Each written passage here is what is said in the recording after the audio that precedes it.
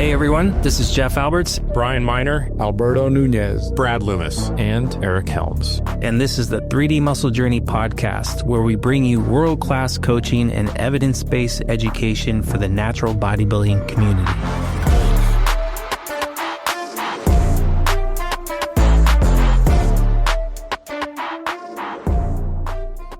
What's up, 3DMJers? So in today's episode, we are going to discuss lifting cues and how we approach, I guess, our headspace when we enter the gym, depending on a variety of scenarios, off season to prep when maybe we have to be a little bit more mindful. And then, we'll dive into some specific movement patterns and some things that have worked for some of us in the past, and with our athletes in terms of just getting them to execute the movement properly. In terms of managing joint stress, changes in leverages with dieting. And I think one thing, the goal with all of this, I think regardless of scenario, is, picking exercises where you don't have to think too much. And you can just focus on exerting force, knowing you're in the right position. I think that's the biggest thing. So I guess since you guys are in prep, whoever wants to chime in, I think, how is your lifting changed in terms of your headspace going into the gym and performing these movements now versus when you were in the middle of your off seasons? I can start that off because I'm digging right now. I'm dieting hard, and luckily, since my brain is not working very efficiently, Jeff took over the reins, and we went to a lot of machines. Powerlifting prep is over. I competed at the Mr. Olympia, so squat, deadlift, they don't really have to be there. And so we went to a lot of machines just so that we are able to take advantage of less cueing, less headspace, less concentration.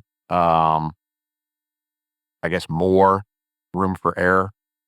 And I think that's a wise decision. That's something that I did last year that I've never done before. And it kept me a lot healthier, and it kept me a lot more pain-free. I just had to check the ego at the door, because I've always been the kind of person that's like, well, if I'm not squatting, I'm not training, and as of late, I've kind of checked my ego at the door, and I've been okay with doing the pendulum squat, and I've been doing okay with, just RDLs and just hip hinging and things like that instead of pulling off the floor.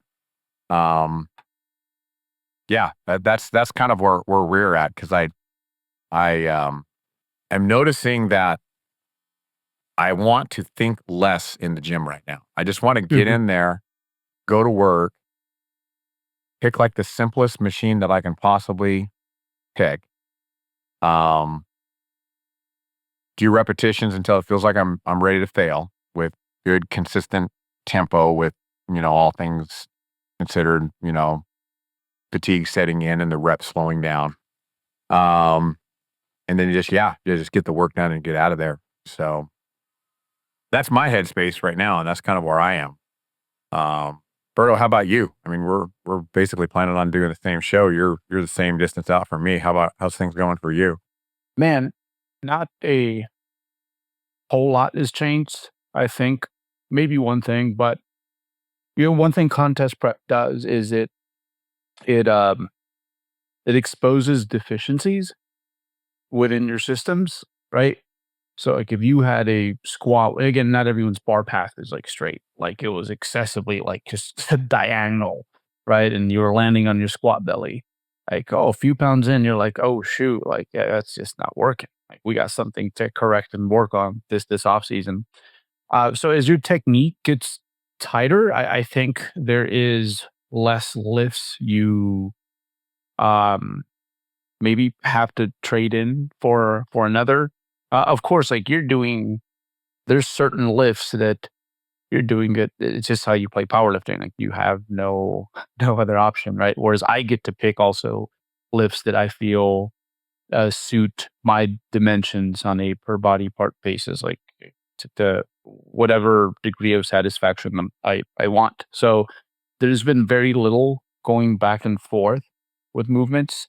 I think if anything, and this is just something I need to get better at. Like I've kept some movements there for maybe a little too long. I did have to switch my RDL from a barbell to a belt squat more recently. And that's because at a certain point with the barbell, like your own body just kind of gets in the way. And with if you're using the easy curl bar, like cable attachment, the belt squat kind of turns into almost like a trap bar hybrid, since like that little curvy thing loops around your shins. So there's a little bit less like friction there as you get down into the most hips flexed position. And it's quite comfortable to be like semi-neutral as opposed to just strictly overhand. So that's been the only thing this upcoming week though, because I have been pulling off the ground to get it started, just because I've really enjoyed the fact that I have to do it like all banana backed and like exposed, because it just makes me feel less fragile in the state where you are very fragile. I think I'm gonna tone that down, because I'm like, you know what? I don't want to get hurt like 3 weeks out. So we'll probably switch to dumbbells, which, arguably they have their own limitations, and I haven't done them in a while, but just for safety reasons, because it's too late to be getting hurt. So I'll probably do that moving forward. But there hasn't been a whole lot of switching, because again, I get to pick my movements. I have like 5 gym memberships, I think. So like I get to go to the like right place for this body part and that body part. So I'm very blessed in that regard.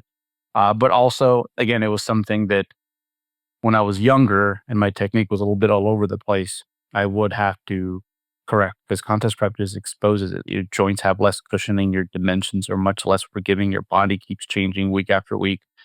It definitely throws a wrench in there. So yeah, not too much has changed. Not too much has changed. But the first few times you do it, the first few preps, oh yeah, like it's actually some very valuable information to take into your off season, where it's like, hey, that deadlift form you were using when you don't have a gut to prevent you from getting into excess spinal flexion might be something you want to correct. So yeah, that's been my experience so far.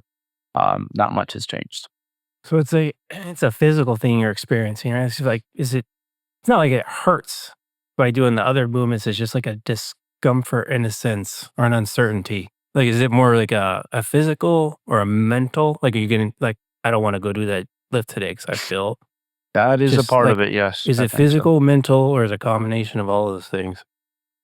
Like, I do think a squat is harder, a free weight squat, to do, not just because obviously you have to balance that, and like the weights ideally kind of staying the same, but your body's kind of shrinking.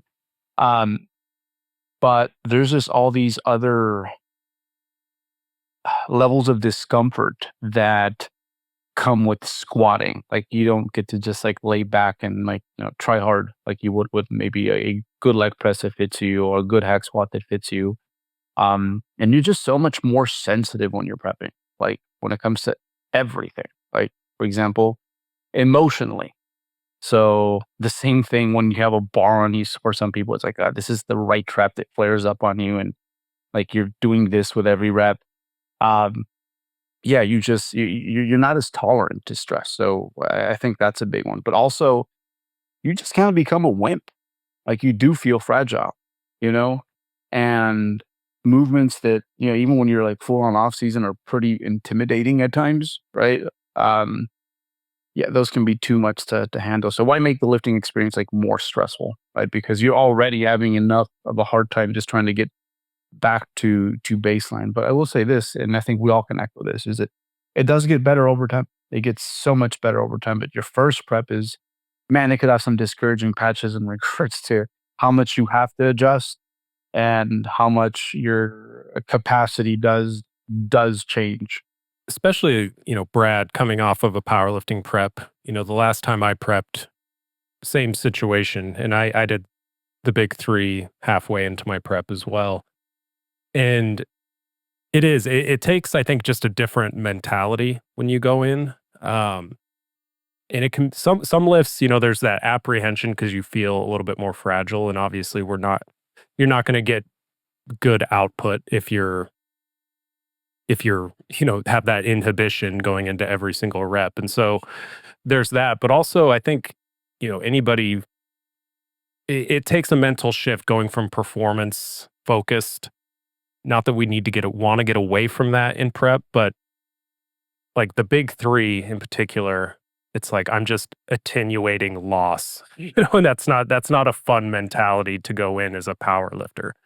So I think just switching things up and sort of reframing like what success looks like in that situation. I think the deeper you get into prep, it really does come down to picking movements, to borrow a term from RP, like the stimulus to fatigue ratio, conceptually picking movements where you can get a good stimulus with less, I guess, orthopedic and mental toll associated with them. And people hate on that term, but it's a great term, man. It is. I mean, it's hard to like score it, like quantify that in an accurate manner, but it's one of those things like subjectively, it when you see it, like back squats or, deadlifting, from the floor when you have no waist it's grueling. You feel wrecked after you're done. You're like, okay, maybe I could have gotten the same degree of mechanical tension on the target musculature with half the cognitive demand that's associated with it. And that's in limited supply when you're this lean. So, but I think the biggest thing for me in this situation, obviously I'm not in the middle of it right now, is just finding movements that I'm not like that are comfortable for one, that I'm not emotionally as invested in the numbers. Like I'm not comparing it to off-season performance, maybe to the same degree, that have some built-in stability. Like machine work, I think is, it's made this renaissance, I think in the past 5 years or so, people starting to appreciate the utility a little bit more. And for good reason. I think the same principles can apply in the off-season as well. But yeah, it's just going in with the mentality, especially late in prep when numbers aren't going to be going up. It's all right, I'm going in, I'm like you said, Brad, picking a comfortable movement, repping it out till you're close enough to failure and checking the box and being happy with it. Because performance, like we look at performance as the best proxy for muscle growth in the off season, but it's not super reliable at this stage when it comes to being a proxy for muscle maintenance. Like your bench will plummet. And like I think it was you and me, Brad, and maybe Eric.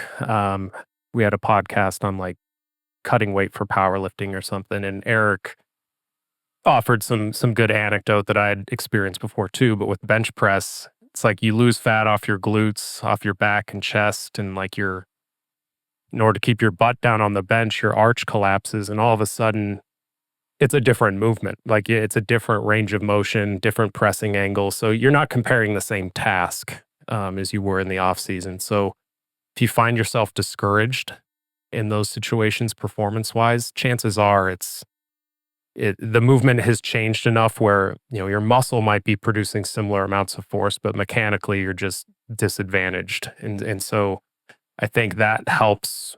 The first couple preps I had, seeing numbers come down a bit near the end, it can be discouraging, but I think having that knowledge definitely helps. That's been my experience back in 2014, because, training out of a home gym, I didn't have a leg press at the time. I didn't have like all the equipment I have now. Yeah. I just had a rack, a Smith machine. So, and back then, power building was pretty popular. So I'm coming off like one of my best off seasons with the big three, like probably the strongest I've ever been. So I just basically kept that same training program in place while I was prepping. And I basically squatted twice a week, all the way in the worlds. And I deadlifted once per week, all the way into worlds. But what the difference was is, like you kind of touched on, Brian, like I just shifted my expectations because I saw my lifts go from like the deadlift from, like 450, week in, week out, to all of a sudden it's like 4 plates. I'm barely hanging on to that. And then squats went from like 4 plates for reps, now down to 3 plates for reps. But I'm like, okay. And something I've learned from Brad too, as far as, basically looking at relative strength. Like, okay, what I'm lifting deep into prep at this body weight in comparison to off-season body weight, you do some basic math, you're like, okay, pound for pound, I'm just as strong. It's just the number on the bar just shifts. That's it. That's the only difference. So that gave me peace of mind. And also it gave me peace of mind. Like visually, like, okay, I'm not losing muscle mass. So even though the numbers on the bar, numbers on the lifts were going down, the relative strength is still there. Yeah. And I think what you have to pay attention to is when your performance is tanking week after week, that's a red flag.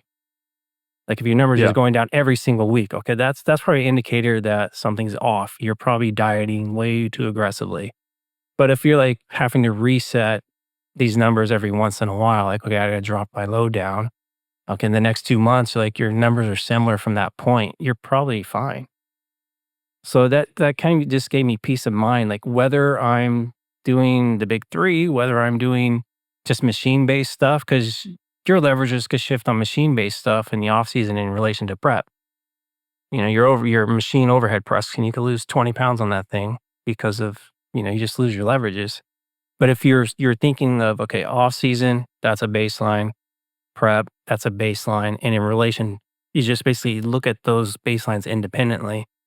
And this is something that I've been really stressing probably the last couple of years is when we look at people comparing volumes or you comparing other people's macros or whatever, it's like everybody has their own baseline and your baseline could change over the course of your career.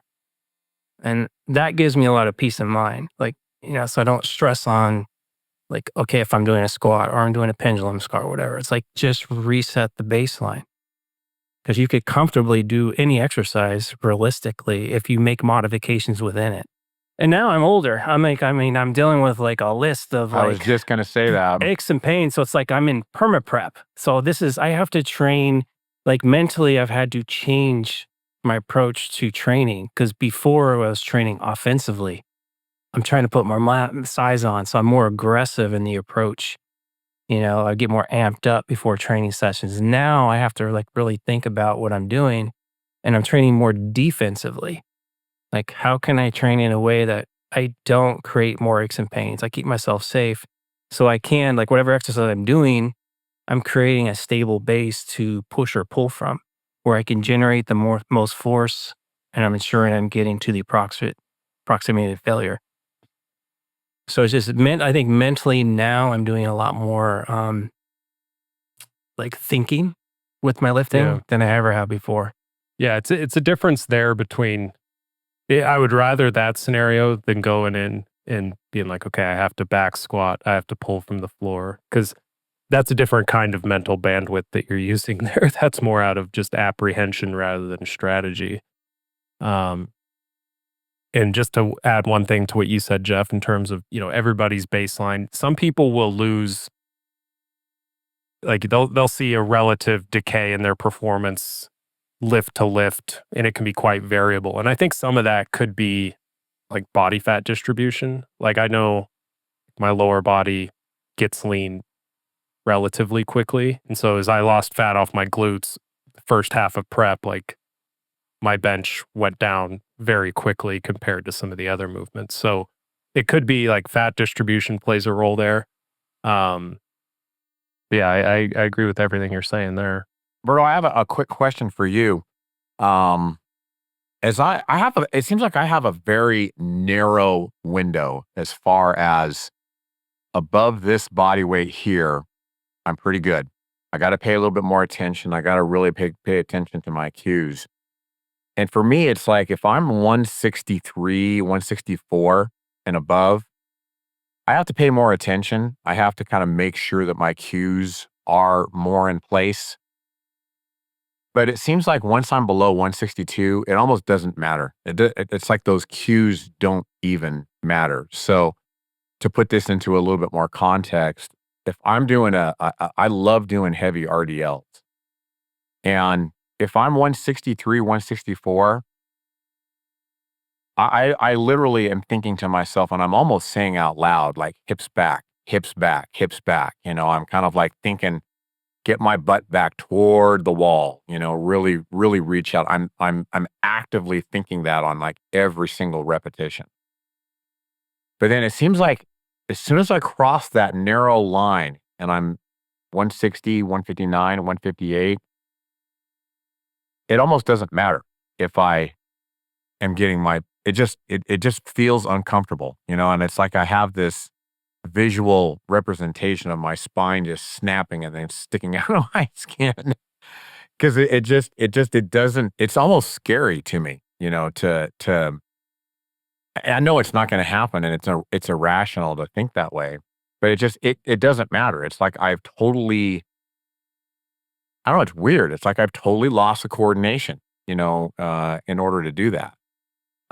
Squatting, it's the same thing. It's kind of like, I have a really crooked bar anyway because of my scoliosis. But normally when I descend into a squat, I'm kind of thinking to myself, It looks okay, like elbows you're forward. landing an airplane, Brad. It's like the wings are there's like a crosswind. It's like straighten that baby out. Yeah. It's just this button is always the same crosswind, But yeah, when I'm descending into a squat, it's like, okay, I got to pay more attention when I'm 165, 164 pounds. That I got to really make sure that, as I descend, I'm kind of like elbows are forward, my hips are back, and then as I start the ascent, it's like the knees are out, keep my T-spine erect, and then it just at a certain point, it's just like I've lost the entire inability to get those mechanisms firing.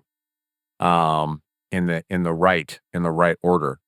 And I know that this is the reason I kind of ask this of you is you kind of have two perspectives with this. You've got kind of the perspective, okay, and now I'm really lean and my leverages have really changed. But then also you've got that perspective of like, you literally lost the coordination there for a while when you were dealing with your sciatica. So I guess a very multifaceted question. Do you have that narrow window? Do you totally lose like your coordination? And then what's the things that you do in order to keep that coordination in place and those cues that in place? I think first, it just comes down to the fact that I didn't switch through as many movements as you. It's all stuff that I'm doing now with the exception of the belt squat, which is very similar to the barbell belt squat. The barbell RDL, the belt squat RDL is very similar to the barbell RDL. It's been for the most part the same. So with a lot of these movements, the goal has been to get it to the point where, I guess, not my frontal lobes that are there in the offseason. Like it's like, okay, maybe the first few weeks, but eventually I just want to make it like as lizard brain as possible. It's like the back of my brain. It's like all the primal stuff. You like for any skill set, right? It's like eventually it gets to that point. That's why it's so hard to unlearn something and learn to do a movement in a different way. So that's always my goal, is like I just want to get to the point where maybe at the start, if I could find 2 cues, perfect. That's a great place to start. But eventually, I don't want to be thinking about cues no more.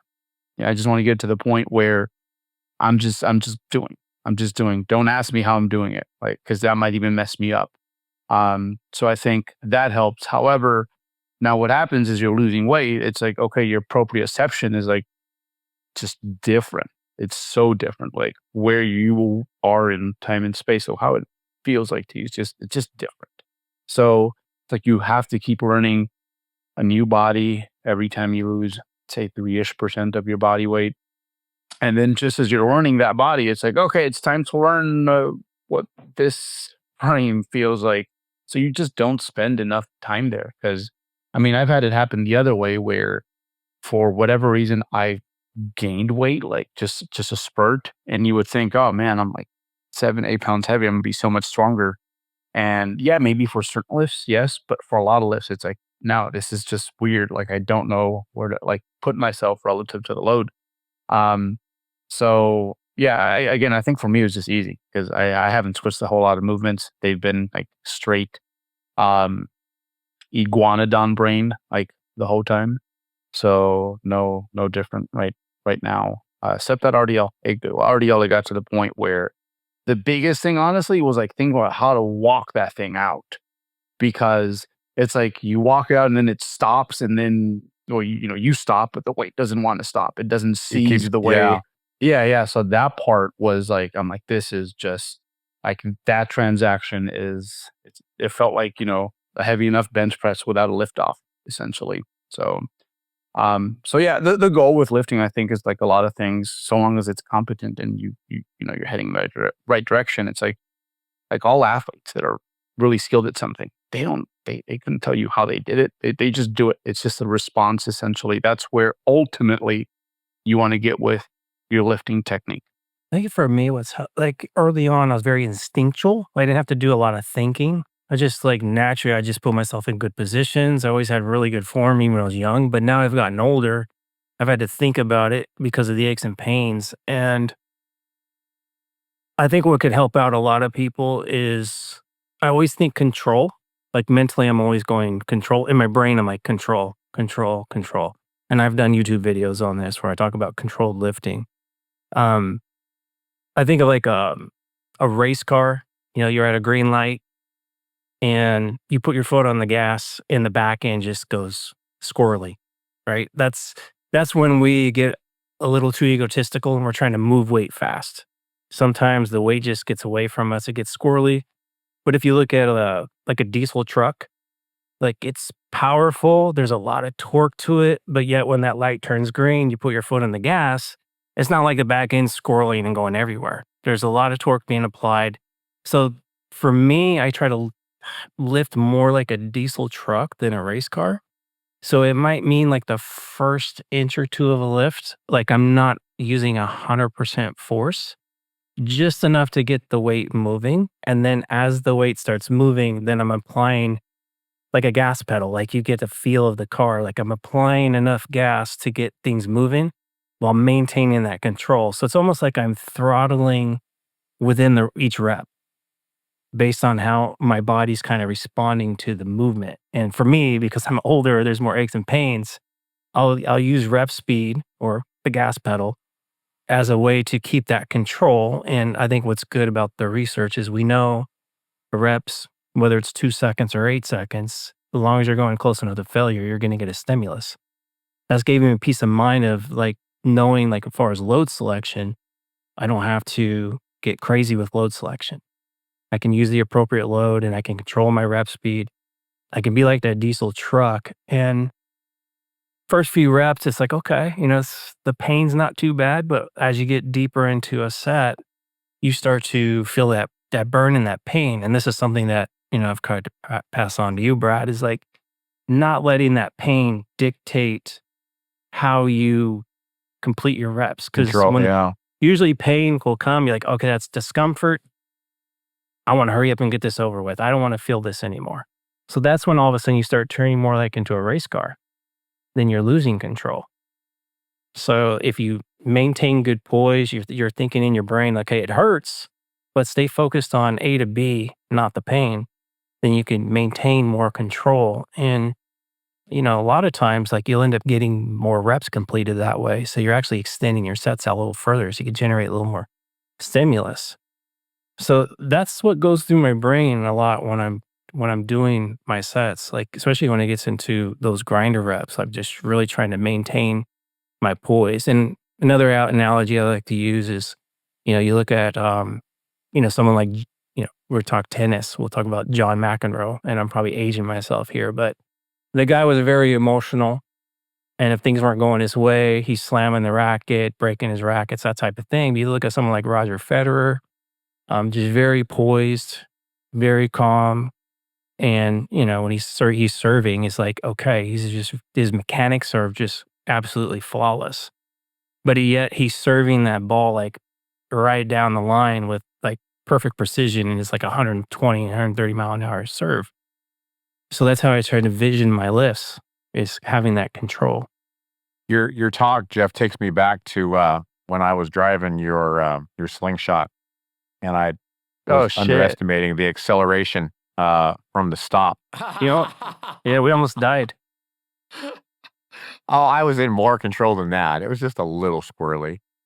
But that trip, I learned a very, or at least I took away a nice lesson from you in poise and controlling the rep, because something that you were really hammering into me is I've been guilty of, this hurts. Let's hurry up and get this done as quickly as possible. To just being able to, you were coaching me through like that last repetition or two, just to kind of compose yourself, just in between the rep, just a little bit. You would tell me, okay, just pause here for just a second, compose, now go. You know what I mean? And I was able to get a few extra better repetitions. When you were coaching me up on that. And I kind of took that and I kind of ran with it. And that's basically now my technique almost between every single repetition. Obviously not as long as you were coaching me, where you would say, wait, okay, now go. I just took that and I shortened it down to where I get that little loaded stretch, that little pause at the full eccentric every single time. And now I've taken it to the point to where, like, even the last rep, like if I dump it on that last repetition and just kind of let that weight go on a pull down, or, I've completed a curl and I just dump it and I let it down, I actually like slap myself in the hand. I'm like, Brad, damn it. There was something to be gained from letting that eccentric out slow, and it's something that I've always done. Like, even I learned this way back in my RKC days.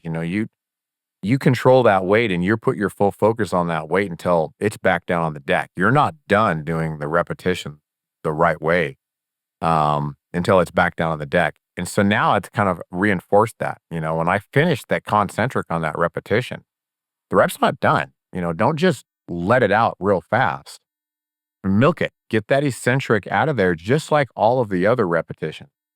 And so that little cue that you gave me of just composing yourself in between, and plus it's so convincing with, all of the compelling evidence on the lengthened work right now. Take advantage of that and milk that time frame right there, for every little millisecond that you can, because it kind of takes advantage of the evidence that we're showing. You compose yourself in between every repetition. And yeah, I've noticed a lot of times that people will ask me, Brad, why did you just give up on that last repetition? I'm like, no, you don't understand. It was perfect and I could not finish it anymore, unless of course I cheated, hitched it or whatever. But what allowed me to get to that point of like true failure, the way that it should look, was composing myself in between every one of those repetitions. And then, just like you said, Jeff, when I fire that off, I don't just go bam, full throttle. I get it moving, and then it's full throttle, and then it's easy to tell I couldn't finish that one on that full range of motion. Hey, 3DMJers, this is Coach Brad Loomis, here to remind you that investing in expert guidance is one of the time-tested hallmarks of serious athletes across all sports. And for all competitive athletes striving for peak performance, working with an experienced coach isn't just a luxury, it's essential.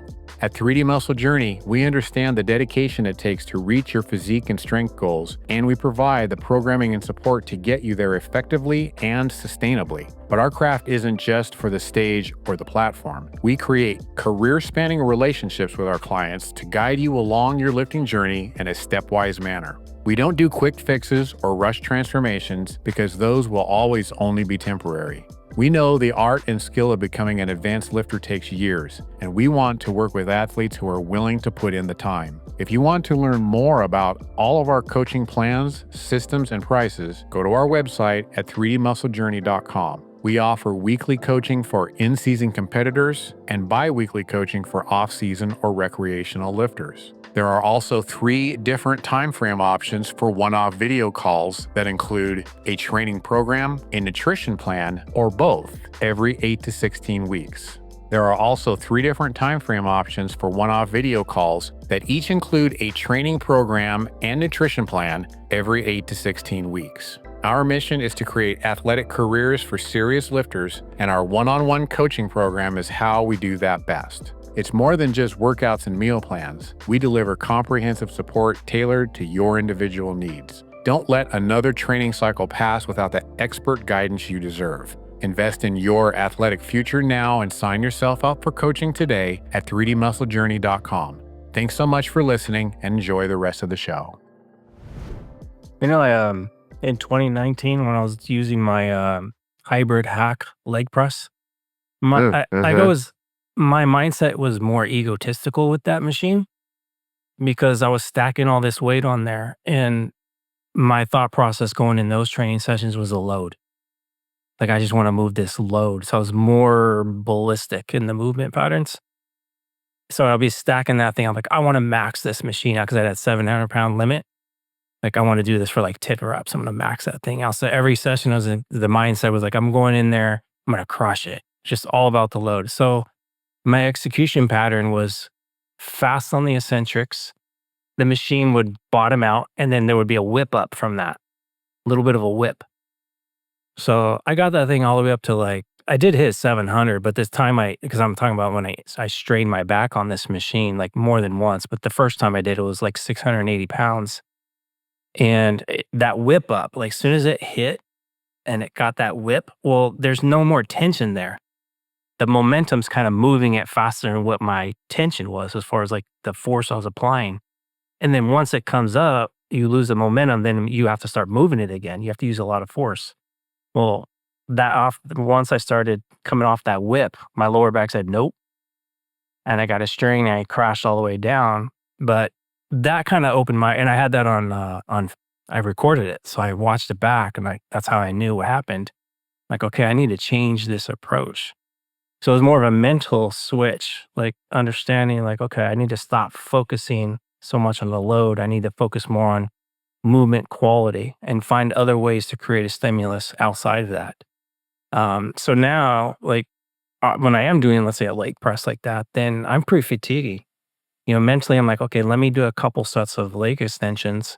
Let me pre-fatigue my quads so that way I don't have to use 600 pounds on a leg press. I can use like maybe 2/3 of that and still get just as good, if not a better stimulus. But mentally, it's like now it's not as taxi mentally going into a training session, go, oh God, I got to move 600 or 700 pounds. It's refreshing when I only have to move maybe 2/3 of that. So it's like, it's mentally not as exhausting. It's funny, like across a training career, like when you're younger and even, you know, you can catch yourself kind of ego lifting sometimes, but like I used to seek out the leg press machine that I could load the most plates on, you know, just, and now it's like, how can I get this done with 3 plates aside? That would be nice just from a practicality perspective. But, you know, another cue that I kind of have, it's not necessarily like a physical cue, but just as the set progresses that has helped me to keep things more consistent is not having a number of reps that I'm trying to hit, but rather chasing relative effort. So if you're, because like I've experienced it with back squats before. Like let's say I have a set of 8 programmed with a certain percentage or something like that, and I get to rep 5, things are slowing down, and then, you know, maybe you start dive bombing those next 3 reps a little bit, you know, in order to kind of get that ballistic, you know, stretch reflex at the bottom. And yeah, that's probably putting you at unnecessary risk. And it's easier when you think, okay, I like the diesel truck analogy a lot. Like I'm going to treat every rep like a diesel truck. And when I'm at that proximity to failure, whatever reps I get, and I'm moving on to the next set. And I think sometimes, you know, with people have this impression that they need to beat the logbook, but it's better to kind of get your ego out of the way early and have that foundation that you're trying to beat based on proximity to failure rather than X number of reps with X number, you know, amount of weight. But yeah, I just wanted to mention that because just that subtle shift in, you know, you're chasing the stimulus more so than the number. And I think that can help a lot to that end that you guys were describing. So you guys were talking about the RDL and the walkout. Like when I don't do them anymore, but I was doing them all the time. Kind of like you guys do like a like a 2-step walkout for squats, powerlifting? Is that kind of what the thing 2 or is? 3. 2 or steps? 3, yeah. I kind of like a 2 same 2 max mentality. for me.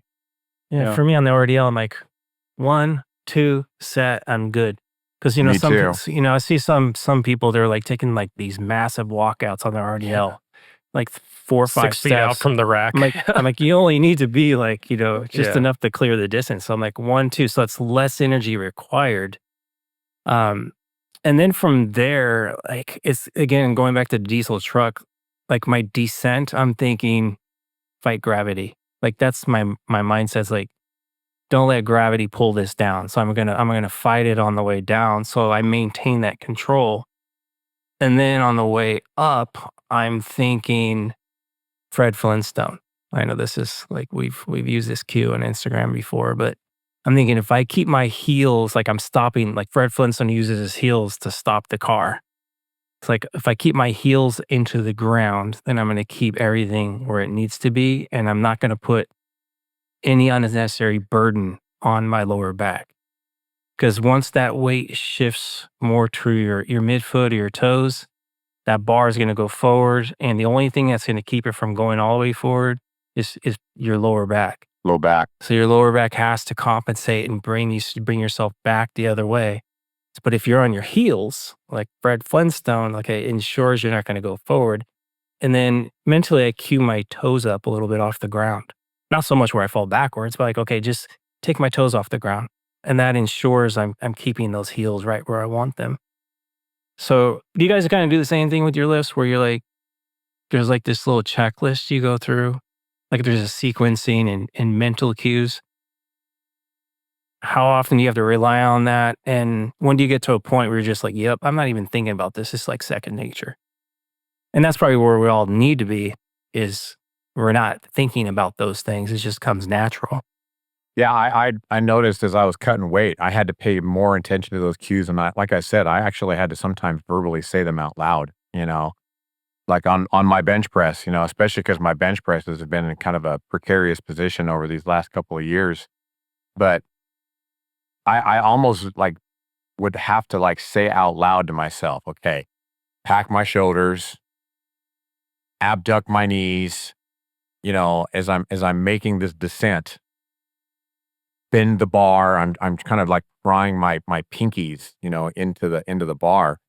And then even more important for me, because I kept straining my darn infraspinatus on the concentric, I had to almost think of that verbally say it in my head or out loud, the same thing in reverse. As I'm pressing, I'm thinking to myself, shoulders back, press your body away from the bar. You're not pressing the bar away. You're pressing your shoulders and your body away from the bar.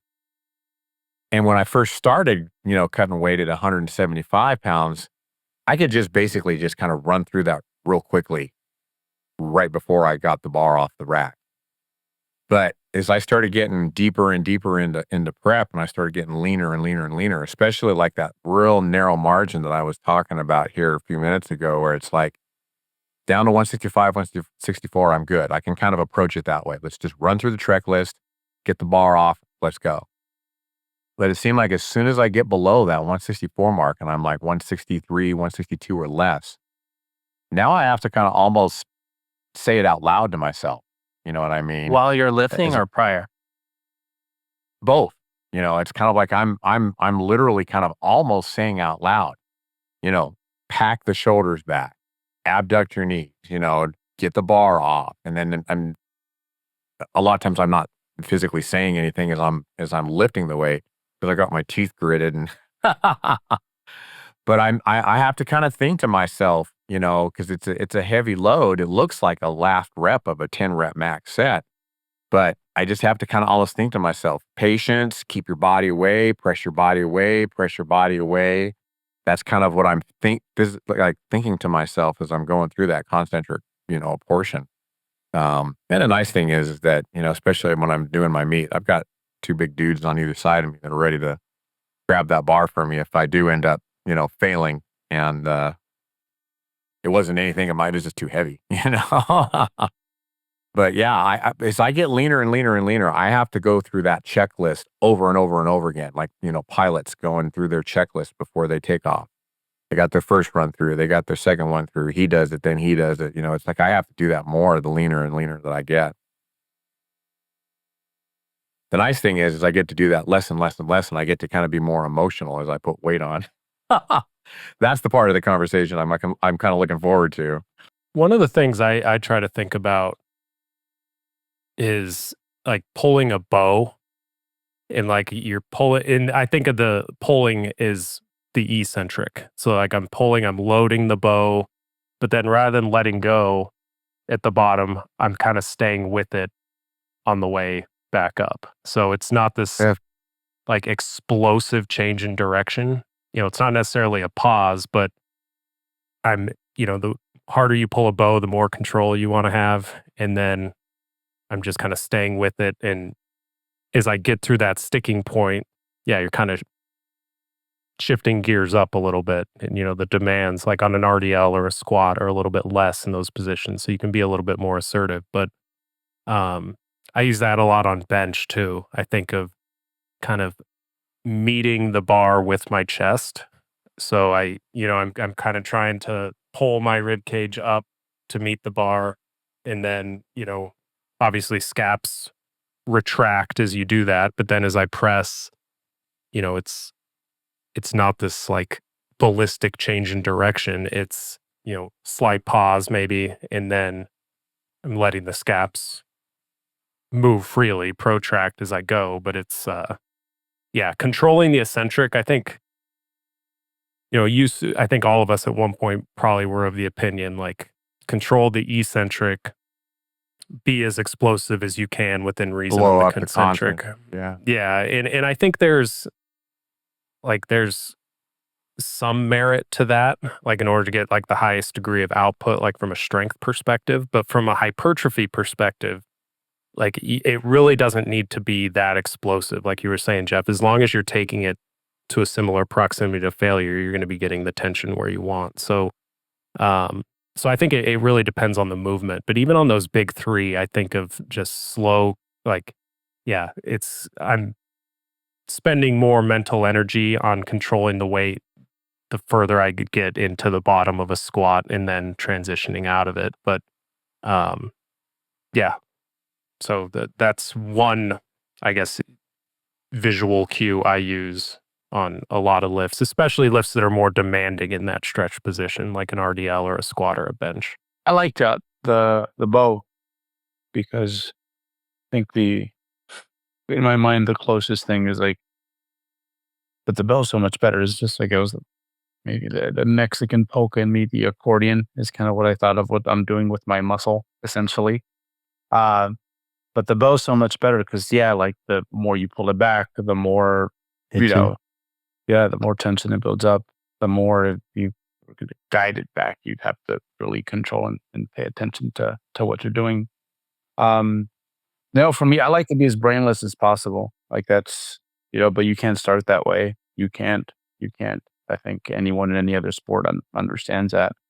I will gravitate back towards cues, but these are usually things that I know I'm prone to, and I start there. So, like for example, for me, the RDL is totally different. I have more. Like I'm the last person on earth left with arches, I think, in their foot. So, like for me, it's like I'm missing foot pressure. So I actually try to collapse my arches. And not only like I guess it works for me because not only that, but also I think the angle of my femurs, like everything for me is like narrow. So it literally puts my knee right underneath my hip. So that's usually the first thing I start to mess up on is like I just don't have as much, not heel, but more so just arch smashed into the floor. But every lift has that. Every lift, like on the press, if it starts feeling wonky, I know my left wrist, I start to put the barbell or the dumbbell but a little bit higher on there as opposed to a little bit lower. And I know that, check that hand. Because when you start getting the dirt arm, it's because somehow you got lazy with that side. But this comes from experience. Like you just know what you're prone to. And as you try to diagnose the problem, like it starts there. One thing I don't use a whole lot, and I think a lot of this is just like a me issue. I think part of it's just like lifting for as long as I've always been in decent cardiovascular shape by default, which I hate because that condemned me to like running the 400 meters in high school. But my muscles don't burn. Like they don't burn. Like when people talk about things burning, I'm like, I have no idea what you're talking about, especially we're talking about lifting. If you're talking about jogging, absolutely. Like 200 meters and my butt is burning, you know? But like lifting, like those energy systems, I've done so much and been playing with them so much that like nothing actually burns. Things just stop moving. So I don't necessarily focus on localized muscle pain as much as other folks, but there is a distinct pressure that you feel when a certain lift is going right. And you feel, like you said, Jeff, like in control with the right segments of your body. And I feel the pressure in those segments. Like, for example, on a press, I could go too deep where it's just like sitting on these passive structures. And it's not the pec that's kind of redirecting it in the direction that I want. So chewing again, there's like when I start to get lost out in the woods, it's like there's this list of things that I do that usually get me back on the road. And then in regards to when we're actually doing the movement, and I think this is something that people are going to debate forever, like how much of a mind muscle connection do I use? It's just not very useful to me because things don't burn. And it wasn't always that way because I remember when I first started lifting, just like gripping dumbbells to curl, like all this would just like burn. Like that just doesn't happen anymore. So proprioception is what I rely on the most. Let me interrupt you. So let's talk about mind muscle connection a little bit. What's your guys' definition of that? That's the thing, right? It's so subjective. Yeah, I think it's good. It's good to kind of talk about that. I think it's an interesting topic. I don't. I mean, from my perspective, yeah, that burn is kind of part of it, or at least you get some proprioception that muscle is doing work. And I think it was Kasim that wrote or mentioned this at some point. And I thought it made a lot of sense. I mean, the mind muscle connection is more the feedback that your brain is receiving. And it's less so about the signal that your brain is sending. So it's, if you're set up in a way on a movement where like the prime mover is going to have to work, like there's no other option but for that, like what else is going to horizontally adduct my shoulder other than my pec, in this situation? Like I think it has less utility there. I think it's a great like teaching tool, and I don't think it's bad. I think a lot of people that say it's unnecessary are, some of them also, it's almost like they're trying to say to avoid it, and I don't think that's a good advice either. I think there's some movements where it can be helpful, like on a back squat. But I guess an example that kind of illustrates my point here is like, let's say you're doing a set of like a 5-rep max on a back squat. You're not going to like feel your quads burning. Like if I did that, like I would feel like blood vessels in my face more so than like my quads. It's like you feel pressure, like you said, Burrow, rather than localized fatigue. But that will still train your like your quads are doing work. Like there's nothing else that's extending your knee. So I think it probably has more utility and is probably more strongly correlated when you're doing slightly higher reps than when you're doing lower reps. But yeah, curious to hear your guys' opinion on that. Or here's where I would use it. Like maybe I'm trying to get someone to be more quad dominant on a squat pattern. Like you can change the strength curve pattern on the leg press on the hack squat so that it's heavier towards the end.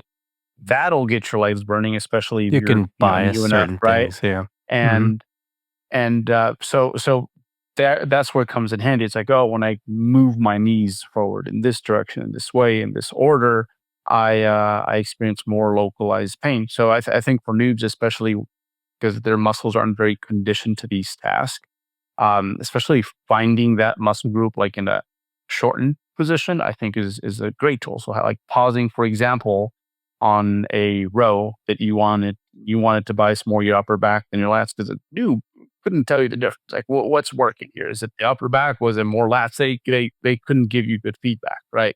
But you can kind of guide them into like how everything should be organized in order to bias the upper relative to the lower back or the lats or vice versa.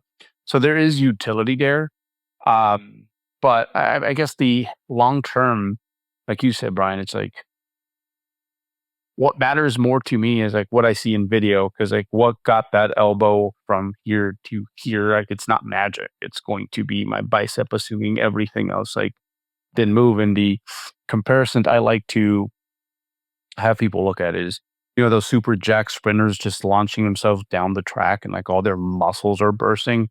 I guarantee if you ask that dude, bro, your pecs looked amazing, your shoulders looked amazing, your rec fan looked amazing. Did you feel that mind muscle connection as you were, stomping down the track? And no, they weren't. They're just moving in a way where, for in certain segments, certain body parts are the prime movers. So to me, like, I think the video afterwards matters more when you should be recording your lifts. And then this is where something that is kind of counter to what a lot of, I guess, the science as of right now says. I think the pump matters, because if that area is engorged after your set, there's a good chance it was doing a lot of work. Like I have this one particular lift for my quads, a Smith machine with wedges, that when I perform that movement, like not only do I have the craziest quad pump, but like my quads, and really only my quads, not my glutes, not my adductors, are just like hot, like just red hot. And it's great because I'm like, shoot, I'm really targeting that tissue. So maybe I'm, for more experienced guys, I'd be like, hey, rely a little bit less on the mind muscle connection. Again, there's layers to that too. Maybe we can break those apart.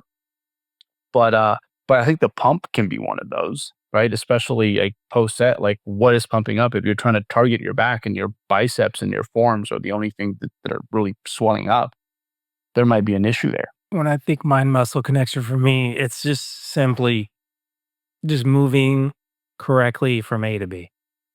Because if you're stable, you're moving A to B, the intended musculature is doing its job. And not moving with the other things. And that's something you've always done really well, Jack. It's like the stuff that I want to move is moving, and the stuff that I don't want to move is not moving. But on a compound movement, I can bias certain things. I can move my elbows in or out on a row and feel it differently. But I think in general, like if you're telling like you said, Berto, like a new person, like I need you to focus on mind muscle connection, like I don't know what you're talking about. I don't know how to bias certain movements. But like on an RDL, like oftentimes like someone will say like, I don't feel my hamstrings working. And it's like, well, visually, like Brian's saying, like you can see your A to B is like pretty flawless. So it's inevitable. Your hamstrings are going to be contributing to the movement. It's like, this is the analogy I use. I'm taking a leak. I'm not thinking about my bladder when I'm taking a piss. I'm just trying to hit the center of the toilet so I don't get my wife upset because I got piss all over the toilet. So if I'm hitting the center of the target, then I know, okay, everything is doing its job. The bladder is doing its job. It's working. So I think for me, mind muscle, when I use that term, it's more like I need you to move properly from A to B first and foremost, because that gets you where we need to be. Then from there, we can always learn to bias certain things. And the pump for me, I'm like, yeah, and on bicep curls, sometimes I can get a really good pump on a warm-up set. Sometimes not so much. If I have a pizza and some soda beforehand, I'm going to get a really good pump regardless. But so I don't think the pump is something like I'm too focused on in a training session. But I think, like you said, Berto can tell us like, okay, you hit that movement the way you should be, like A to B is where it should be, because you're feeling that pump there. Yeah, on that same note, if you're not feeling the pump, it's not necessarily indicative that you're not moving. Not getting a stimulus. Because, how many times have you guys you've been deep into prep and you're hella flat and you're like, yeah, you're doing 4 sets of something, like, I just do not feel nothing there. But it's not like your bicep isn't working. You just did 4 sets of 10 on curls. Like, it's doing the job. It's just, you're just not getting a pump because, electrolytes are off or you just still have no glycogen. And the rep range alone can have a big Oh, yeah. impact on that, you know? And so I think it's encouraging. It's good feedback to have that you're doing things right. It's kind of like, I put it sort of in the same category as DOMs. You know, if you're locally sore, it's like, I worked that muscle, you know, like, do I need to be sore to have worked that muscle? No, but there's a lot of other influential factors.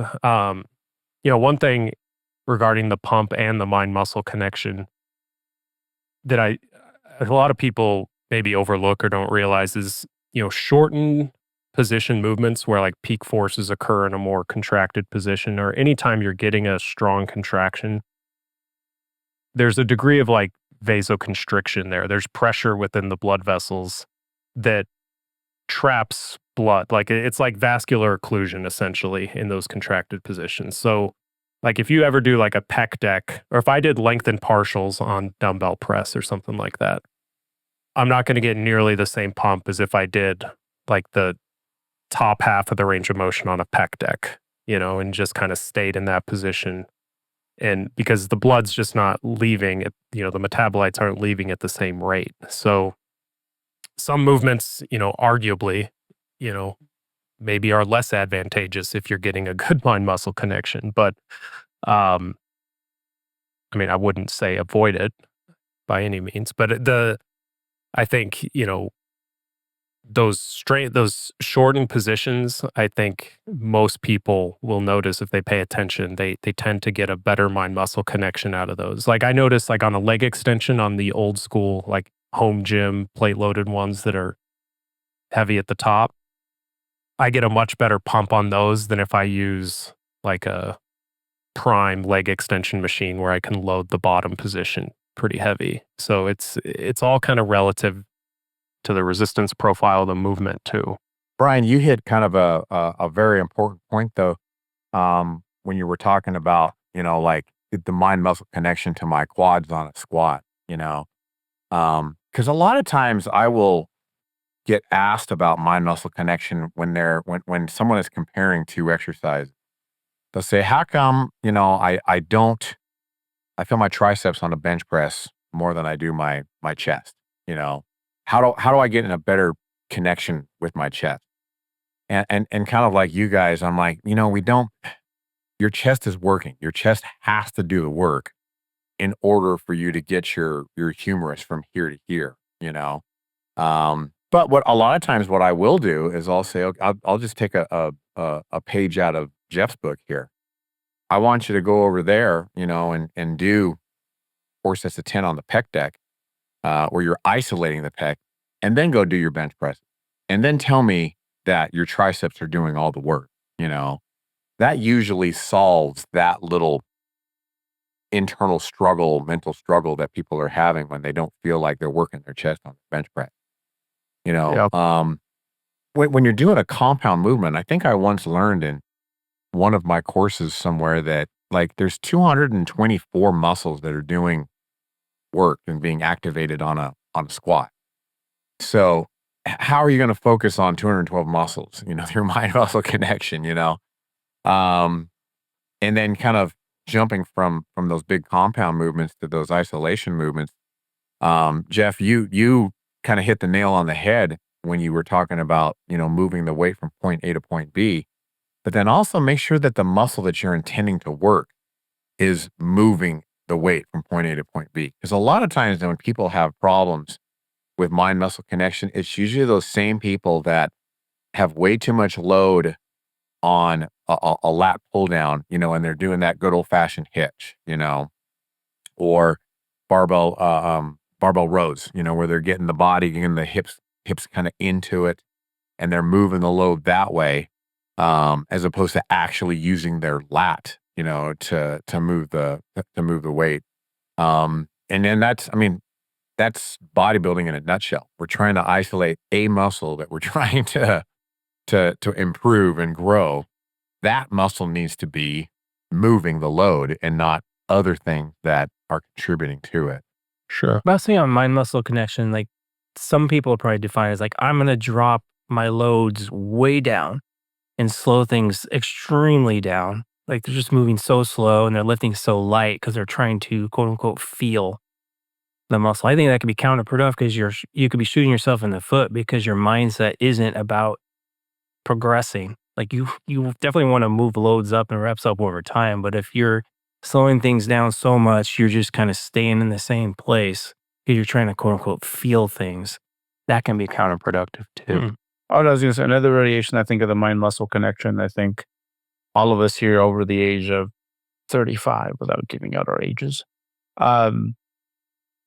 it's you feel it in places outside of your joints. I think that's because there's certain movements where you're like, bro, like as soon as I touch this barbell to curl, it's like it's not my biceps, it's my wrist, it's the inside of my elbows.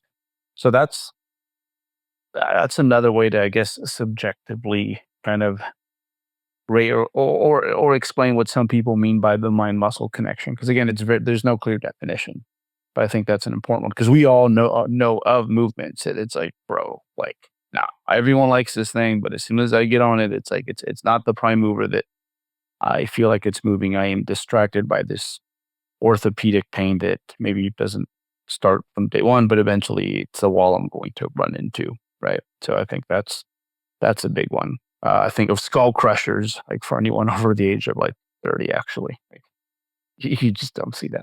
Yeah, I think that people run into problems with that too. It's like preacher curls and Bayesian curls. It's like they look great on paper. I just had this conversation with somebody this morning. If it's painful, it's like, okay, my elbow hurts from rep 1 on.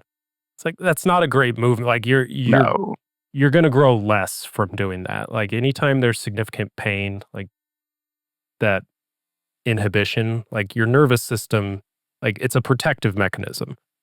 Like you're not going to recruit as much. So I'd rather see somebody do something that maybe has on paper, a slightly less advantageous resistance profile, but be able to stick with it for 8 weeks and see progress in it. So mentally, was this person kind of like just relying on external sources of information to kind of run with, and they're fearful of like taking agency over their own thought processes? I think they were. Yeah, I think it's one of those situations like, okay, lengthen. Like it's an example of where the lengthen bias thing. He was very open to feedback and was like, "That's good to know. I'll stop doing that." But I think a lot of people they look at these things that on paper are great. Same thing with training volume too. It's like more volume. I might be able to make better progress with more volume. Let's just ignore the fact that I get fucked up every time I try that. It's you just need to see the writing on the wall, and like you want to manage your programming based off whatever the bottleneck is for you. And for a lot of people, especially as you get older, it is orthopedic stuff. So you explore different rep ranges, explore different different exercise selection, and find something that buys you some runway to train healthy, and you're going to see progress. Better progress than if you go with what might look optimal on paper and train with discomfort. I mean, what is there anything else you guys can really think of here that we haven't touched on? I know, I guess one of the cues, we just to kind of piggyback off Brad talking about lats, I do think for me, one cue that's always stuck with me is using like pretending my hands and forearms are just hooks. It's like I'm amputated from the elbow down, and I've got, these prosthetic limbs that are just attached to the bar, and I'm leading with my elbow. Maybe some of that is purely mind muscle connection, but I definitely feel my biceps less when I do that than when I pull from the wrist. And I think I use that cue a lot too with like powerlifters pulling from the floor. It's like you're not yanking the bar. It's like your arms are toe straps that are attached to your shoulder socket, and you're wedging into position and generating tension on those straps, and then you're breaking the floor. So are there any, I guess we can maybe finish. Are there any specific cues you guys do use on any type of movement that you just find have helped you throughout your career? Outside of like the RDLs and stuff. Like on the laterals, I use the same cue as that. Like I think of pulling from my elbows versus my hands. Because when you do Yeah. the lateral has 3 joints you're working with. Your delt, your elbow, and your wrist joint. Wrist. So I'm trying to think, okay, let me try to remove 2 of those joints. So if I pull from my elbow, then it's like I'm focusing more on just how the shoulder's moving. That's kind of helped me out a little bit. Yeah. Because And a good lateral way is to always one of those movements I don't really. It's not that I can't connect well on it. It's more so it just feels very clunky and awkward. Yeah. Yeah. So I just think removing using those wrist 2 cuffs, joints. I know like cuffs are like Yeah, because that eliminates so magical now, but the cuffs grip. and seat belts. But yeah, the cuffs, I notice on lateral raises, if I can use a cuff, I just feel like I can. Some of this could just be you're allocating less mental bandwidth. I think that's ultimately what it can be. I think with the cuffs, it's like, okay, I can just kind of fling my arms up, in a controlled manner, but I'm not gripping the dumbbell as tight as I can and, leading with my hands. I think it's a nice way to kind of take the wrist out of it. One thing that I learned from Alberto was just little, um, like, I don't know if even what you want to call it, but Berto, like you were talking about how a lateral kind of should feel like a jab, like when you're throwing a jab at somebody. Sometimes I'll just do little movements like that. I'll say, okay, you know what? Stick my finger on my delt here, and I'll just kind of throw a jab a few times. I'll just kind of move my arm and kind of get that movement pattern, I guess, greased, get the groove kind of greased in a way. Um, Especially with muscles that I have trouble connecting to. Rear delts is kind of another one of mine that I have trouble, kind of get activated. And so if I can just kind of play around and just kind of do a rear delt fly or a rear delt row, and I'll just kind of play with my elbow position, and I'll just kind of grease that groove prior, to doing the movement, stick my finger in there a little bit, and just kind of feel it doing the work that I want it to do. Berto, I think you have a term for that, don't you? When you kind of go through the motion first to get that motion kind of cued. So I'd be warming up, I guess, right? But other than that, I'm overthinking but it. that's the jab thing for the dumbbell lateral raises. Yeah, because that's mid-scap plane is where a lot of great things like happen with the human AC joint. Like it's like where you release the ball when you go, right? So, and the shoulder is just a complex area, so it's like just so many things going on there. But thankfully, lateral raises are something with dumbbells or something I teach like less and less. They are something I do use whenever I do want to bring up someone's frequency up a little bit higher because I think that's just what they need. It's a great way to get extra work. The one that really works for me in delts now is this is where like I'm not a gadget guy. Like I've never liked cars like most guys where they want to pop the hood and see what's under there and understand the mechanisms behind it. But like anatomy, that's super interesting. It's kind of where my love for physical anthropology and bodybuilding kind of like get to meet. And for me, a big one is just like understanding where the origin and the insertion are of the muscle. And like if you know these 2 points, and the name of the game is like literally let me get them away from each other and then bring them together. Get them away from each other and then bring them back together. It just really simplifies what planes you want to move through and where you want the load to be relative to the joint that's moving, right? Because this joint action could be a tricep or it can be a bicep, right? But depending on whether the load's here or there, and it's just a great place to start to kind of try to figure out where specifically maybe you need to move to target that specific musculature. But especially for like lateral raises, things where you go across your body, glute med and things like that, it just really comes in handy because there is a mind muscle connection there, but it's more like a loaded stretch. And like for me and my delts, it's done 2 things, I think, because I was always kind of moving like 16-bit game, like these planes, like actually loading things going across my body and like behind my body. It did 2 things. My shoulder pain oh my God, like my shoulders feel better than they did in my 20s, my 30s, like way better. And not only that, but I thought my delts were almost done growing. There's an old picture from 2011 that popped up into my feed, and I'm like, oh my God, I look like Oh, your such a delts are way bigger. child Yeah. relative to that guy. But I thought they were done. I'm like, there's no. Yeah, I think what I'm going to do this next offseason is just get them freaky big, just for the sake of whatever. I don't need more delt, but like, why not? But yeah, origin insertion in that relationship, understanding that like is really going to help facilitate movements and understand what that machine or that movement is doing for you and why it might work for you or might not work for you. One, this is sort of unrelated, but a cue that I really like for calves. I know, most of us are proponents of, like all of us, proponents of, pausing at the bottom of a calf raise, take out some of that passive force.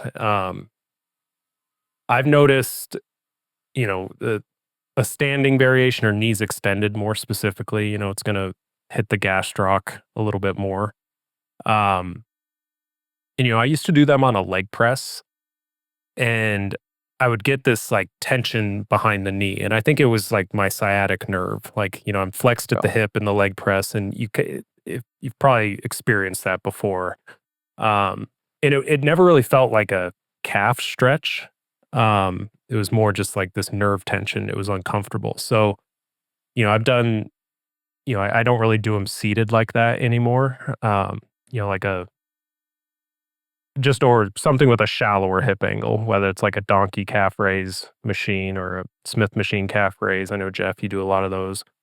But something where I'm not flexed at the hip lets me get a better stretch. And then the cue that I use, and it always makes me a little bit apprehensive to recommend this just because, if somebody's prone to hyperextending their knee, like you probably wouldn't want to do this, but I like to use the cue of just lightly flexing my quads. Like I'm flexing my quads in that bottom position, and it goes from like that nerve tension to like a deep, deep calf stretch. And it was something I really hadn't experienced before until I started using that cue. But that's been a game changer for me in terms of just the productiveness of the calf training that I am doing. I think a good reminder is we have to lead with our mind first. So it's like mentally, I remind myself, like, be humble. Don't let the ego lead. Because if I'm humble, I'm going to make wiser decisions. And if I'm making wiser decisions, the body's going to follow in a more productive way. I'll just leave it with that. Yeah. Yeah. It's like if I'm going to do something in the gym, I want to do it right and not check a box, convincing myself that I did it. And I think I have to remind myself of that sometimes. If I'm in a rush, I'd rather do less sets and each one be dialed in than rush through. I've rushed work. So, all right. Well, yeah, thanks for listening. If you guys don't have anything else to add, we'll call it there. Take care.